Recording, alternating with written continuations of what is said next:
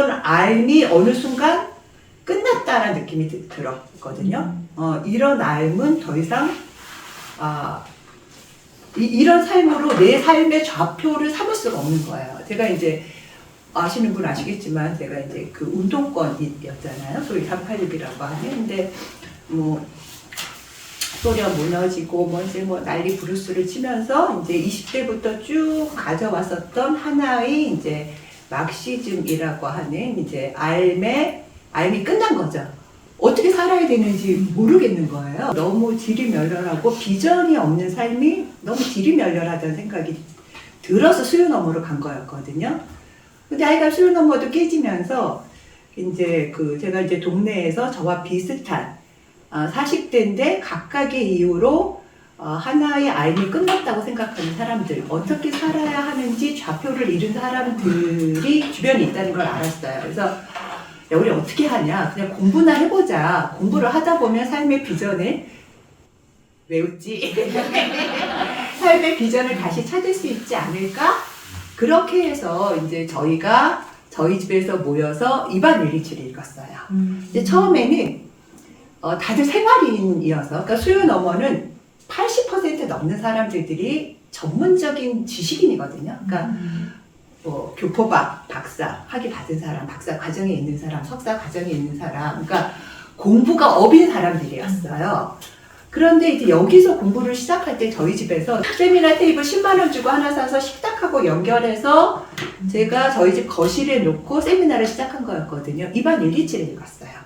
그래서 이반 릴리치가 문탁 네트워크의 소위 경전이라고 이제 한 거예요. 그걸 같이 읽으면서 저는 정말 좋았어요. 생활인하고 같이 공부를 하니까 허황된 이야기가 별로 없고 지나치게 이론적인 이야기가 별로 없고 늘 내 삶에 어떻게 이 문제를 적용시킬까 이렇게 이제 말을 하는 게 처음에는 저는 굉장히 좋았어요. 이제 얘기를 좀 더 들어보셔야 돼요. 네. 처음에는 이제 그런 게 되게 신이 나고 이랬는데 그리고 6개월이 안 돼서 이제 바로 저희가 연계를 얻은 거. 이런 거를 얻어서 우리가 인문학 공동체를 만들겠다. 이런 의지는 누구도 없었어요. 단 1%도 없었는데, 그래서 문탁은 약간 생물 같아요. 이게, 그러니까 저희가 제도가 아닌 게 분명한 게 저희가 훌륭해서가 아니라 저희가 뭐를 세워도 그러니까 의지가 없어도 어떤 우연 때문에 어떤 일을 벌이게 되고 어떤 의지를 갖고 뭐를 해도 원래 원하던 바를 실현시킨 게 거의 없어요. 네. 이제 저희 문탁의 공부는 무엇입니까? 라고 물어보면 제가 자연 표류하는 공부입니다. 이렇게 이야기를 하거든요. 이것도 아카데미하고 다른 거죠. 아카데미는 자기 전공 하에 공부가 막 갇히거든요. 이게 너무너무 갑갑해서 전공 바깥에 있는 걸로 논문을 쓰거나 이러면 석사 논문, 박사 논문 통과가 안 되는 시스템이란 말이에요. 근데 우리는 자연 표류를 하는 거죠. 어떤 식으로 자연 표류를 했는지 제가 말씀을 드릴게요. 일단 그렇게 해서 이제 저희가 이제 2009년 겨울에 여기를 얻었어요. 여기를 얻었을 때 그때도 이제 이게 비하인드 스토리 중심으로 되는구나. 제가 이게 엄청 체계적으로 각 분야별로 연도별로 저희 문제의식을 충분히 담았는데 이게 없으니까 또 얘기가 막 지 맘대로 되는군요. 처음에 이거 저희가 9명이 시작했고 그 9명 중에 지금 남은 사람 딱 3명. 요요쌤, 민재현쌤, 저. 이제 이게 그때 2000에 70인가? 2000에 그랬는데도 2000에 190이었나? 하여간 그 돈을 우리가 어떻게 감당하지? 그러니까 이게 어떻게 보면 2000에 90인데 90만 원 어떻게 모아? 우리가 뭘 해서 이거를 하지? 근데 이 얘기를 제가 드리는 이유가 그 이후에도 14년, 16년간 문탁에 굉장히 많은 사람들이 벤치마킹하러 오시고 저희도 엄청나게 많은 곳에 사례 발표를 했는데 너무 좋다는 거야. 그럼 우리 동네에서도 이런 거 만들고 싶다. 돈이 없다. 제가 맨날 이야기해요. 돈이 없어서 못하는 경우는 전 단 한 번도 못 봤습니다. 이게 문제를 잘못 보고 있는 거라는 거예요. 돈이 없어서 못하는 게 아니에요. 저희가 이 문제를 처음에 어떻게 해결했냐면요. 우리가 생각을 한 달에 회비를 10만 원씩 내자. 그러면 9명이니까 90만 원 아니냐. 그리고 우리가 세미나 같은 거 해서 세미나 회비 월 2만 원만 받아도 이거 운영할 수 있지 않냐. 처음부터 이거 50평 이거 얻은 거였거든요. 아니 그러면 한 달에 10만 원을 내고 이런 공유 오피스, 그때 공유 오피스 이런 개념도 없었잖아요. 이런 거를 얻는다라고 하는 건 무지막지하게 이익이 아니냐. 이런 게 그냥 너무 상식적인 이야기죠. 예. 네. 그렇죠. 너무 아니야? 왜냐하면 그때 가정주부도 계셨는데 남편하고 싸워도 갈 데도 없다는 거예요. 잘 됐다. 여기 이제 나와갖고는 그러면 돈 문제가 해결이 되겠구나. 그래서 저희가 이거를 얻는 걸 저질렀던 거예요. 그 이후 지금까지 16년 동안 단 한 번도 저희가 적자를 낸 적이 없어요. 네. 근데 그 얘기는 뭐냐면 끊임없이 저희의 원리 중에 하나가 자기 호주머니를 턴다는 거예요. 제가 나중에도 말씀드리겠는데 저희가 돈을 쓰는 원칙 중에 하나가 거버넌스 안 한다는 거였거든요. 그래서 무슨 공모 사업이라거나 정부의 돈 안 해요. 네, 그리고 부족하면 자기 돈을 터는데 그 돈을 털어서 이 돈이 순환되면 더 많은 기쁨과 행복과 활동으로 이제 오는 거죠. 그렇게 이제 여기를 얻고 나서 저희가 제가 이제 PPT 중에 이렇게 그렸어요. 이제 공부를 하게 된 거예요. 공부죠. 마을 인문학 1번. 이 PPT가 이건 한 장에 있는데 이때 문제의식은 뭐냐면 아까도 말씀드렸지만 비전이 없는 삶이 너무 지리멸렬해. 어떻게 공부로 삶의 비전을 다시 세울까? 이게 저희의 화두였어요. 그 다음에 저희가 만든 게 마을 경제예요. 이건 뭐냐면 다른 종류의 공부가 어떻게 다른 종류의 밥으로 나아갈 수 있을까의 문제였어요.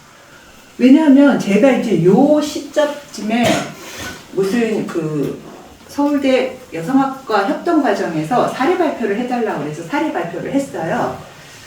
그랬는데 굉장히 이제 한 두 부류로 딱 나눴어요. 발표를 듣고 한 부류는 이거야말로 밑으로부터 여성들이 주도하는 풀뿌리 자율주의 운동의 약간 상징 같은 거다. 이렇게 이야기하는 그룹이 있었는데 또 한쪽 그룹은 내가 보기에 중산층 여성들의 자족적인 어떤 모임 같다. 이렇게 이야기를 하는 거예요. 그때 그 순간을 발견했어요. 그래서 그게 아니라고 제가 엄청 디펜스를 했지만 그 질문이 저한테 굉장히 기억에 오래 남았어요. 그래서 우리가 사실 여기서 공부를 하고 행복한데 밥 문제를 해결하지 못하면 공부가 되게 소비로 흐를 가능성도 되게 높구나. 어떻게 해서든지 그리고 이제 소외된 노동을 하시는 분들이 많았어요. 우리 자누리쌤 엄청 능력이 많잖아요. 하지만 이제 뚜벅이도 그렇고 우리 기린도 그렇고 뭐 하여간에 그림자 노동이라고 하죠. 이게 시장 바깥에서 지금은 이제 뭐 비정규직 노동이라거나 알바 노동 같은 걸로 이제 살게 된 거죠. 이제 많은 사람들이 살아서 그렇게 하지 말고 우리가 내부에서 밥 문제를 해결해 보자. 크로포트킨도 읽었고 그랬기 때문에 마을 작업장을 만들었어요. 이걸 해서 우리가 처음에 7개 사업단을 만들었거든요. 그 중에 지금 여러분들이 시각적으로 볼 수 있는 거 2개입니다. 하나는 잔울이고 하나는 그 옆에 미싱들이 놓여져 있는 월드. 예. 그거 말고 뭐 노란 찬방도 지금 이제 변형돼서 이제 이렇게 하고 담쟁이도 있었고 또 뭐 있었더라? 하여간 여기 목공소도 그때는 쳤으니까 7개 사업단으로 만들었었는데 그 다음에 저희가 만든 게 뭐냐면 마을 교육이에요. 마을 학교. 마을 교육은 뭐냐면 우리 주변에 청소년들이 처음에도 되게 많았어요. 근데 우리가 청소년 인문학 안 했어요. 왜냐하면 이건 무슨 부모들이 청소년 인문학도 무슨 스펙처럼 자꾸 생각하고 보내기 때문에 한번 우리가 그 이후에 이걸 하긴 했는데 중학생인가? 여기서 공부를 하다가 전화를 하는데 친구하고 전화를 했나 봐요. 그때는 핸드폰 없었나 봐. 여기 이제 여기 전화를 했는데 응, 나 학원에 와 있어. 그러더라고. 그래서 우리가, 야, 이거 계속 해야 하나. 이제 이런 생각도 했는데, 이건 뭐냐면, 우리가 다른 방식의 학교가 아닌 방식으로 공부를 하고, 또 시장이 아닌 방식으로 밥 문제를 해결하려고 다양한 실험을 한다면, 청소년이나 청년들도 그렇게 할 수 있지 않을까? 이런 질문을 가진 거예요. 그러니까 이 얘기는 뭐냐면 우리가 아까 제가 공부가 자연 표류하고 또 우리 문탁 전체가 생명체 같다라고 말씀을 드린 게 이렇게 되면 이제 공부 내용이 달라지는 거예요. 마을 경제라고 하는. 그리고 이렇게 되면 또 이제 공부가 또 달라지는 거죠. 예, 우리 마뚜라나 바렐라 여기 이때 읽었어요. 이때도 우리가 근데 여기서의 가장 핵심적인 건 악어 때로 우리가 시작을 했고, 악어 때 모르시는 분들 많죠. 예, 악어 때, 그 다음에 이제 다양한 이제 청소년 인문학, 그 다음에 이제 파지스쿨, 이제 다 처음 들어보시는 단어이신 분들도 있죠. 그 다음에 길드다. 이제 이런 것들을 했는데, 저는 문탁을 문탁답게 만든, 그러니까 공부는 사실 어디서나 다른 데서도 해요. 근데 문탁을 문탁답게 만든 딱 두 가지를 꼽으라고 그러면 그 중에 하나가 악어떼고 또 하나가 미량이라고 저는 생각을 하거든요. 왜냐하면 악어떼가 2010년에 우리가 2009년에 이제 겨울에 여기 만들어지고 여기 이제 리모델링하고 잊혀지지도 않는데 12월 31일 날 혼자서 제가 여기 지키고 있었는데 너무 배가 고파서 짜장면을 짱깨집에서 시켰거든요. 문을 열고 들어오더니 갑자기 사장님 배달 왔어요. 그래서 진짜 이럴 수 있구나. 그 얘기는 사람들이 여기가 뭐 하는 곳인지 진짜 가늠하기 어려웠다라고 하는 이야기이기도 하죠. 그래서 이제 그 악어 때는 어느 날 여기 이제 걸어서 20분 정도의 성심원이라고 수녀님들이 운영하시는 시설이 있어요. 남자 고아, 그죠? 근데 이거는 이제 그 고아도 진짜 부모님이 없는 경우는 왕고아고, 그때 대부분은 왕고아가 아니었어요. 그러니까 IMF 이후에 가정이 해체된 경우가 많았기 때문에 아버지랑 쉼터를 전전하다가 아버지가 막기 나이라거나 뭐 이제 이렇게 되게 많았는데, 얘네들이 이제 어릴 때, 꼬마일 때 와서 중학생 정도 되는데 그 수녀님들이 중학생들이 감당이 안 되는 거예요. 예. 그래서 저희한테, 그러니까 굉장히 깨인 수녀님이죠. 처음에는 그 내부에서도 반대하는 경우가 되게 많았다고 그러더라고요. 얘네들한테 인문학 교육을 시키는 걸. 근데 이제 우리 그 어떤 굉장히 깨인 수녀님 한 분이 오셔서 걔네들한테 인문학 수업을 해줄 수 있냐라고 이제 저희한테 요청을 하셨어요. 저희는 무조건 하겠다고 했고, 그때부터 2023년 1월까지 13년 동안 저희가 이제 뭐 작을 때는 5명, 뭐 많을 때는 한 10명 가까이 이렇게 걔네들을 데리고 중학생 뭐 2학년 때 시작하고 3학년 때 시작해서 고등학교 3학년 졸업할 때까지 졸업생, 1기 졸업생, 2기 졸업생, 3기 졸업생. 그리고 이거는 정말 우리가 온 마음으로 문탁의 모든 회원들이 달라붙어서 이제 한 거예요. 그런데 우여곡절이 많아요. 이게 세세하게 얘기하면 저한테 이게 굉장히 악어 때가 저한테 엄청난 배움을 일으켰던 첫 번째 이유는 뭐냐면, 저는 제일 처음 얘네들을 데리고 서당을 했어요. 그래서 아이들이 무슨 책도 잘 못 읽고 이럴 테니까 이제 우리가 그때 고전 공부를 되게 열심히 했던 때라 이제 논어 한 문장이라도 외우게 해야지. 되겠어요? 그러니까 뭐 예를 들어서 그 다음에 뭐가 안 돼. 얘네들은 진로가 더 중요한 거 아니냐. 얘네들이 무슨 공부를 하겠냐. 그때 5명 진로 교육을 시키느라고 뭘 몰랐던 거야. 선생님, 저는 음악을 하고 싶어요. 무슨 드럼을 하고 싶어요. 음대 교수 섭외했어요. 네. 뭐 예를 들면 우리가 어느 정도로 오바 쩔었는지 아시겠죠? 그러니까 이게 우리가 동네에 그러니까 저가 나중에 이런 계몽의 파토스에 쩔었다니. 그러니까 그래서 우리는 정말 뭔가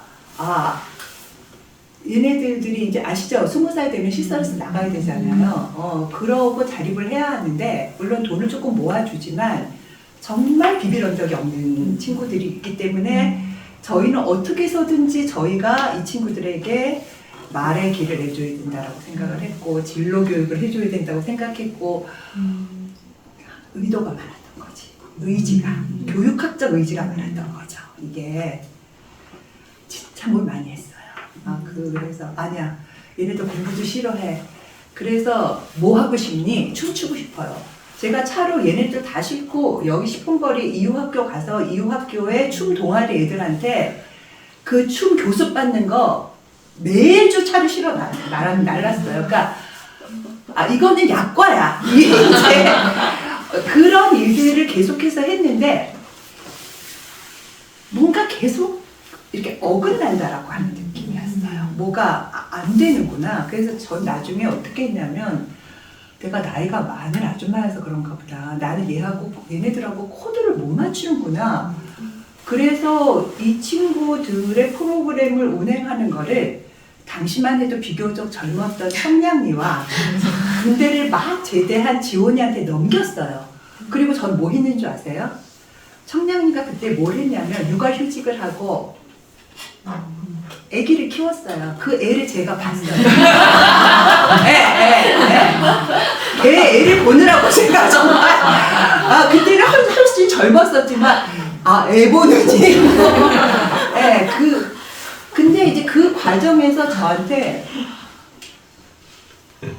이게 그러니까 저는 이제 뭔가 제가 어떤 문제가 생겼을 때 제가 그럼 이렇게 해보자라고 하는 대안을 제가 비교적 잘 만든다고 생각해 왔거든요. 저한테 유일하게 안 통했던 게 거기예요. 악어 때예요. 그러니까 타자였던 거예요. 저는 정말 걔네들을 몰랐던 거예요. 그게 저한테 엄청난 깨달음이었어요. 그리고 내가 그렇게 반교육의 선봉에 서서 어쩌고 저쩌고 막 강의도 하러 다니고 그랬는데 정말 어떤 그 교육학적인 접근 방법, 계몽의 파토스에 빠져 있었구나. 이제 이런 생각을 많이 했고 나는 이 친구들을 모르는구나. 그러니까 타자에 대한 경험이 사실 우리가 그렇게 우린 비슷한 사람들끼리 만나고 살기 때문에 타자에 대한 경험이 없어요. 타자가 뭔지 잘 모른다니까요. 다들 비슷한 사람들하고 만나잖아요. 얘는 진짜 달랐거든요. 그런 것. 그래서 저는 악어 때가 이제 뭐라 그럴까? 그 다음에는 그냥 인연이구나. 이렇게 저는 생각하게 됐어요. 시절 인연이구나. 우리가 뭘 잘해주려고 해서 뭐가 되는 것도 아니고 그냥 옆에 우리가 우리 삶을 살면서 있으니까 얘네들이 그냥 왔다 갔다 하는 거예요. 그 좋은 인연이구나. 이제 저는 개인적으로 그렇게 정리를 했고 언젠가 한번 기회가 있으면 저걸로 길게 이제 글을 한번 쓰고 싶다고 생각했는데 사실 못 썼어요. 그다음에 청소년 인문학도 했고 저희가 이제 일종의 대안학교 주 2회만 공부를 하는 파지스쿨도 열었고 저기 우리 세윤이 파지스쿨 몇 기지? 마지막 기. 그러고 나서 망했지. 다 망한 거예요. 안 모이는 거야. 왜냐하면 우리가 지원을 받는 게 아니고 돈을 받아야 하니까 이 돈을 내고 우리처럼 뭐가 뭔지도 모르는데 이제 사람을 그렇게 많은 사람들이 보내지 않고 그런데 하도 우리 노라가 우리가 전국구로 모아야 되는데 우리가 동네에서만 모으면 사람을 못 모은다. 기숙사가 있어야 된다. 기숙사 만들었죠. 선지. 하나 더 써야 되는구나. 선지. 그러니까 그런 식으로 왜 이반 일리치 책 보면 드웰링이라고 하는 개념이 있거든요. 거주하다예요. 옛날에는 집이라고 하는 게 거주하는 곳이었다는 거예요. 그러면서 살면서 그냥 한 칸씩 늘리는 거야. 자식이 무슨 결혼한다 그러면 창고를 무슨 신혼방으로 개조를 하고, 그런데 이제 애들이 커서 독립했다 그러면 그 방을 매주 띄우는 방으로 만들고, 이런 식으로 집도 이게 늘렸다 줄였다 변형하고 이런 거라는 거예요. 근데 지금은 아파트는 그 아파트에 맞춰, 아파트는 인간을 수납하는 곳이다 이렇게 이야기하거든요. 일반 에이지는 이거는 거주하는 곳이 아니다. 그 또 하나의 상품에 이제 우리가 이제 몸을 맞춰서 사는 곳이다 이런 식으로 이야기하거든요.